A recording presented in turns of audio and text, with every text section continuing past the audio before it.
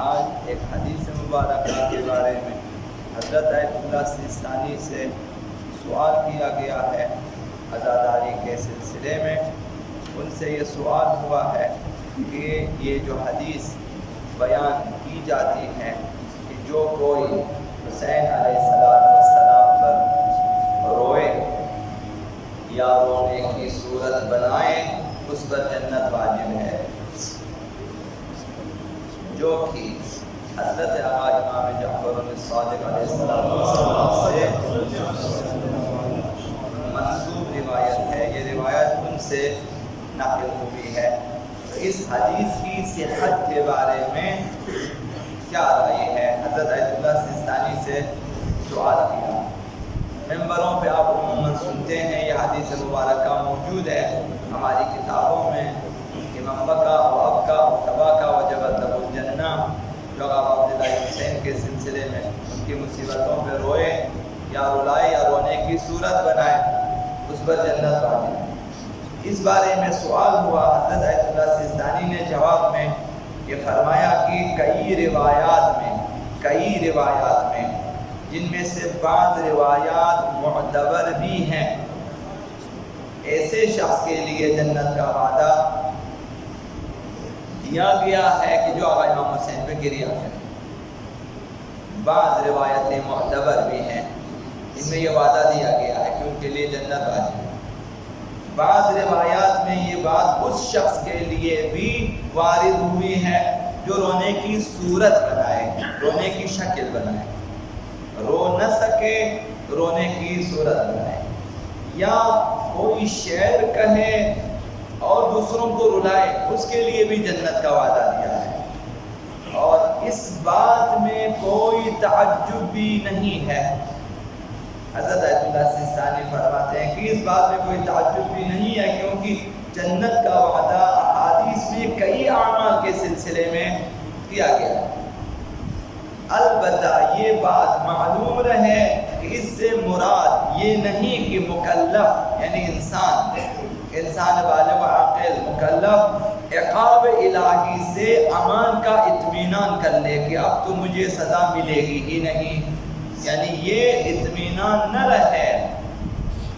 ایک جملہ میں آپ کی خدمت میں حضرت امام راحل امام خمینی رحمۃ اللہ علیہ کی 6 حدیث سے انہوں نے ایک عارف سے نقل کیا ہے کہ مومن کو چاہیے کہ خوف و رجا کے درمیان زندگی بسر کرے۔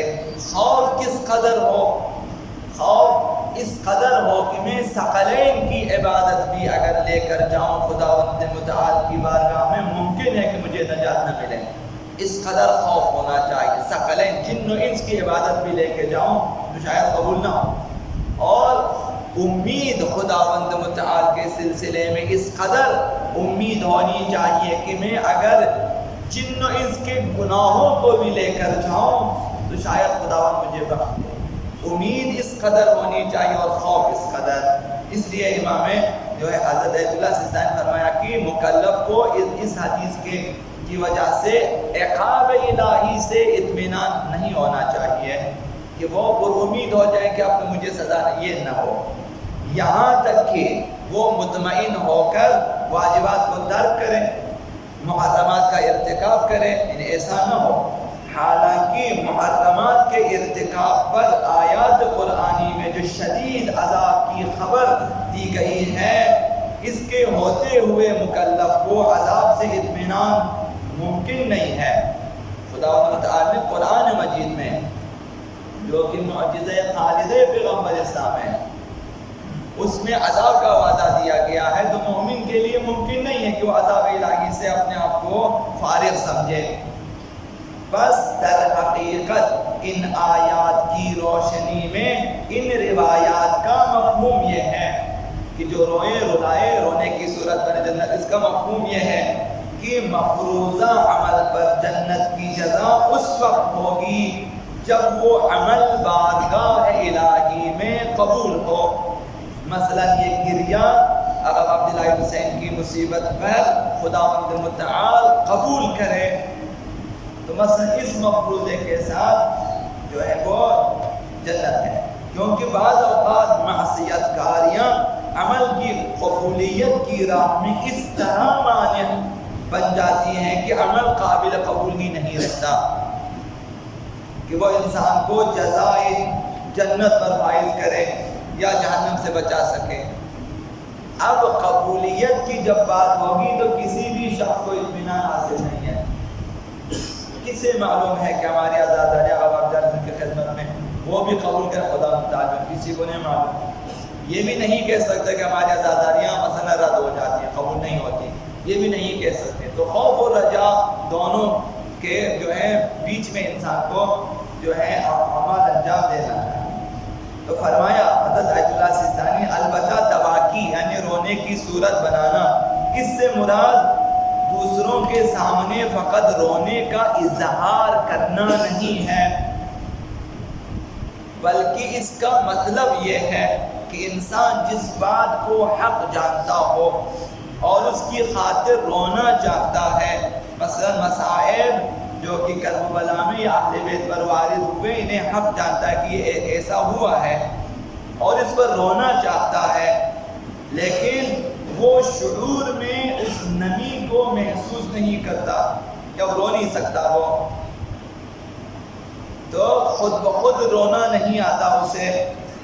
تو وہ اپنے اوپر گریہ کو طاری کرنے کی کوشش کرے۔ تواکی یعنی یہ کوشش کرے کہ خود کو رلائے، یہ تواکی ہے، تاکہ شاید اس کا دل مائل ہو جائے اور احساسات جذبات جو اس کے دل میں ہیں اور ندائے عقل کہ ان مسائل کو جو ہے حقیقت سمجھتی ہے، تو اس پر شاید اس کا دل نرم ہو جب رونا آ جائے۔ تو تواکی جس پر جو ہے جنت واجب قرار دیا، اولاً کہ وہ تواکی قبول ہو خدا کی بارگاہ میں، دوماً یہ کہ تواکی سے مراد یہ ہے کہ خود کو جو ہے اپنے کوشش کرے کہ اپنے آپ کو رلائے، ان رونے کی کوشش کرے۔ تو آخر میں حضرت آیت اللہ امینی جو ہے امینی معروف عزاداری اہل بیت کے بعد فرماتے ہیں کہ ان کے بارے میں فرمایا جو ہے کہ